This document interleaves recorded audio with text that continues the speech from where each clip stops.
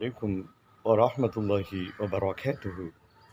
உங்கள் அனைவரின் மீதும் ஏக இறைவனின் சாந்தியும் சமாதானமும் உண்டாகட்டுமாக. சிந்தனைக்கு சில மணித்துளிகள்.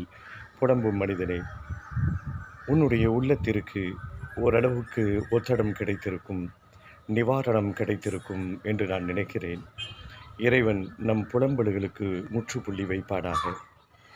புலம்பாமல் இருக்க முடியுமா என்று பார்த்தால் நிச்சயமாக மனிதர்களால் இருக்க முடியாது. இந்த மனித படைப்பு பலகீனமான படைப்பு.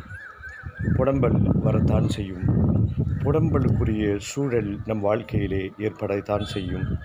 மற்றவர்களை பார்க்குகின்ற பொழுது, மற்றவர்களோடு பழகுகின்ற பொழுது, நம்மோடு மேம்பட்டவர்களை நம்மை அறியாமல் நாம் பார்த்து விடுகின்ற பொழுது நமக்கு புலம்பல் வரத்தான் செய்யும்.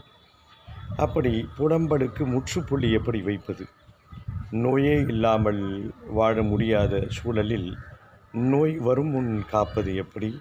நோய் வந்ததற்கு பிறகு அதை சிகிச்சை செய்து அதை எப்படி சமன்படுத்தி கொண்டு செல்வது, அதை எப்படி கையாளுவது என்ற ரீதியில்தான் இந்த செய்திகளை பார்க்கிறோம்.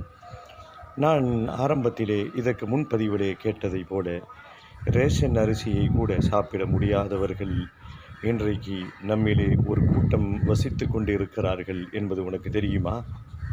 அது மட்டுமல்ல, நம் வாழ்க்கையில் நிறைய ஏழை மக்களை பார்த்திருக்கிறோம். ஏழை மக்கள் என்று சொல்வதை விட அந்த சொல்வதற்கு வார்த்தையே இல்லை. அவர்கள் உண்டு பல நாட்கள் ஆகியிருக்கும்.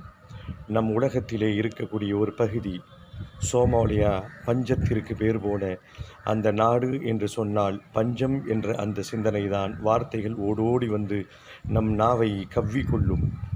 அந்த மக்களை பார்த்திருக்கிறீர்களா? அந்த மக்கள் அறுசுவை உணவை உண்டதே இல்லை.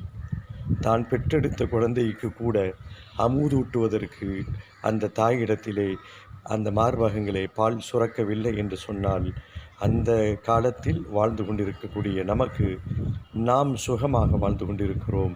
நாம் ஏன் புலம்ப வேண்டும்? தொடர்ந்து பயணிப்போம், பேசுவோம் இன்ஷா அல்லாஹ்.